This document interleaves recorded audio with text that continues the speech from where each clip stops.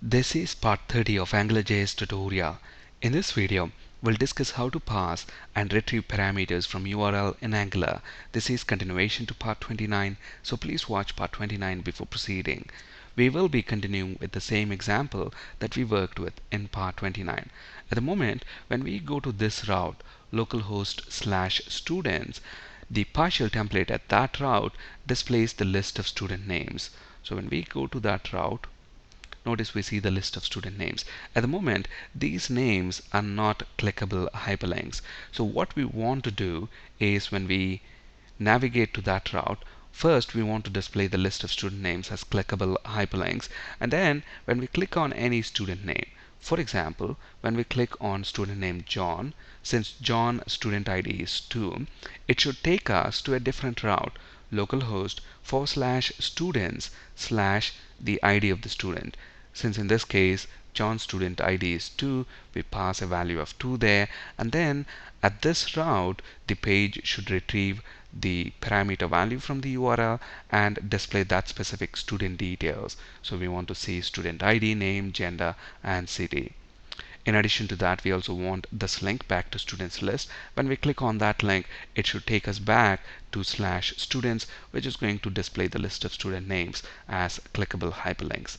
To achieve this, the first thing that we have to do is add a web method to our ASP.NET Web Service, which is going to retrieve student details by ID. So we give this ID to a web method, and that is going to return that specific student details. So let's add that web method to our ASP.NET Web Service. Let's flip to Visual Studio. So here within our student service, at the moment we only have one web method, get all students. This method is going to return us all the students from the database table. So let's make a copy of that and let's change its name to get student instead of get all students, because this method is going to return just one specific student details.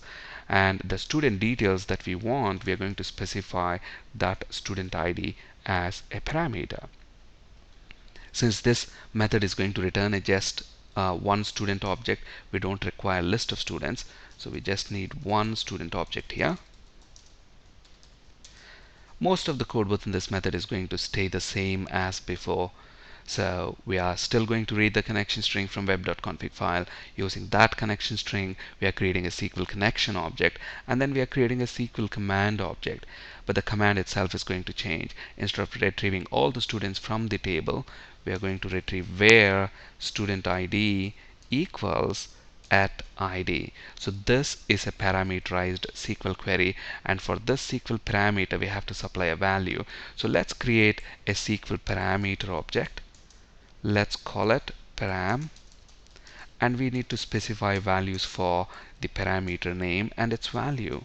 So parameter name is at ID, and the value for this parameter is going to come from this method parameter. So when we call this web method, we'll pass the ID of the student whose details we need. So the value for this SQL parameter at ID is going to come from this method parameter ID.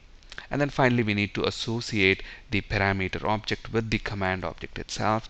So let's use the parameters property of the command object. Alright, and then we open the connection, execute the command. As we are looping through the student row that we have retrieved, we no longer have to create the student object because we have already created that. So we can get rid of this line from here. And then we populate student ID, name, gender, and city properties. We don't have to add it to the list of students object. In fact, we don't have that object anymore. We have already deleted that. And then we pass this student object to the serialize method of the JavaScript serializer class, which is going to serialize the student object to JSON format. Now let's quickly test our web method. So the web service should now have two methods: get all students, which is going to retrieve all the students from the database table; get student, which is going to ask for the student ID. So for example, if we pass student ID as 1, it should return us that specific student details. So our web method is now working as expected. The next step is to make the list of student names at this route to clickable hyperlinks. At the moment, we're not able to click on any of the student name, and nothing happens when we click on them. So let's turn them into hyperlinks. and that's very easy to do. So the partial template that is displaying student names is the students.html. Now I'm going to wrap this binding expression inside an anchor tag. So anchor href equals. So when we click on any of the student names, what is the route that we want to go to? We want to go to students slash that specific student ID.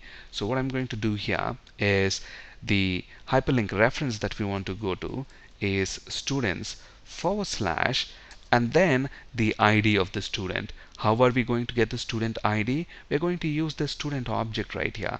We are looping through each student object and then displaying the student name. So we can use that student object there, and the student object has got the ID property, which is going to give us the ID of the student. Okay, and then let's close the anchor tag. Alright, so that's the code that is required in students.html partial template. Let's save the changes, and when we reload this page, now notice we have student names as clickable hyperlinks. For example, when I right click on Mark's name and then copy the link address and paste that in the notepad, look at the URL that we have, /students/1/1. Here is the ID of the first student, which is Mark. Alright, similarly when I right click on John, look at that, student ID is 2. Now look at what's going to happen when I click on Mark, for example. We expect it to navigate to /students/ the ID of the student, but then it's actually redirecting us back to /home. Why is that? That's because if you remember in one of our previous videos, we have configured a default route, right? So if the route that we are trying to navigate is not any of these routes, then it will automatically redirect us to /home. Now we don't have a route configured for /students/1 or 2 or whatever is the student ID. That's the reason why Angular is automatically redirecting us to /home. So the next step obviously is to configure that route within our config function. So let's do that. So when the route is /students/ the ID of the student, and we specify that using colon, so that's a parameter, and you can give any meaningful name to that parameter. So let's give the name as ID. You can give any name that you want here, but then you will have to use the same name to retrieve that parameter value from the URL. We'll see how to do that later in just a bit, but basically this is telling when you go to /students/ID value, ID value can be anything 1, 2, 3 depending on the student name that you have clicked. Okay, so when we go to that route, now what is the template URL? What is the partial template that we want to display? We don't want students.html. We want a different partial template, and that is going to be studentdetails.html. And the controller is also going to be different, student details controller. Both we have to implement. So that's our next step. So now let's go ahead and implement studentdetails.html, that partial template. So I'm going to copy that name, and let's go back to Solution Explorer.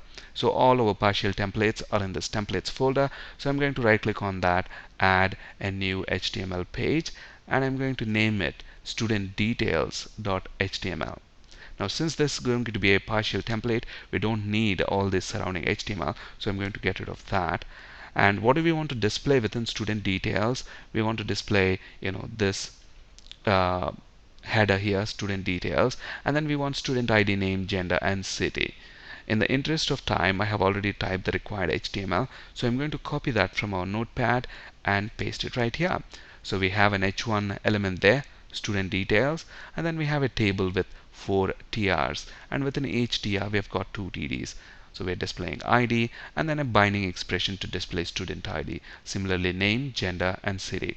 Now the question that comes to your mind is, where is the student object coming from? Now that's the job of the controller. The controller is going to set student property on $scope object. So we are going to implement student controller in just a bit, and the student details controller, which is going to set that student property on the $scope object. Now another thing that we have to do here is at the bottom of the page we want to display this hyperlink back to students list, which should take us back to students slash students route. So let's include that hyperlink right here. So anchor hyperlink reference. So where do we want to go? We want to go to students, and the text will say back to students list. Alright, so we have our partial template ready. Now the next step is to obviously create our students details controller, and we'll do that within our script.js file. So we already have our home, courses, and student controllers. In addition to that, I'm going to have student details controller. So the name is going to be student details controller, and to that function, in addition to $scope and $http, I'm going to inject another parameter, and this is going to be $routeparams. In a bit you'll understand the purpose of this object. Okay, and I'm not going to use the get method here. Instead, I'm actually going to pass an object to this method $http. So $http, we're going to have an object here, and here we'll configure, what web service we want to call, and what are the parameter values, and what method do we want to use, whether we want to use HTTP GET or POST. So basically the URL that we want to call is going to be this one, studentservice.asmx/get all students. That's the URL that we want to call, and that method, it's not get all students. If you remember, the name of the method is get student, and this method expects student ID to be passed as a parameter value, right? So I'm going to specify that using params property, and the name of the parameter is ID, and where is the value for this parameter is going to come from. Remember, we have injected this $routeparams here, so we can use this to retrieve the parameter value from the URL. Now remember, within our config function right here, we have specified the name of the parameter as ID, so we can use that name to retrieve the parameter value. So what I can do here is use $routeparams and then dot the name of the parameter dot ID. So this is going to read the ID value from the URL and pass it as the value for the ID parameter of this get student web method. Okay, and then we want to use a get request. So method is going to be get. Okay, and then so once we get a promise object, we are going to set this property on the $scope object, and this property student is going to contain that specific student details. And remember, within our partial templates, it's looking for the student object from which it's retrieving ID, name, gender, and city property values. Alright, so let's get rid of this piece of code right here. Alright, so that's all the code that is required. So let's save all these changes and let's reload our page. And now when we go to /students, notice all the student names are displayed as clickable hyperlinks, and when we click on a student name, look at that, it is taking us to student/1, and we see student details, that specific student details. And when we click on back to students list, we go back to /students. When we go to PAM, student ID is 5, we see that student details. When we click on back to students list, we go back to /students. Thank you for listening and have a great day.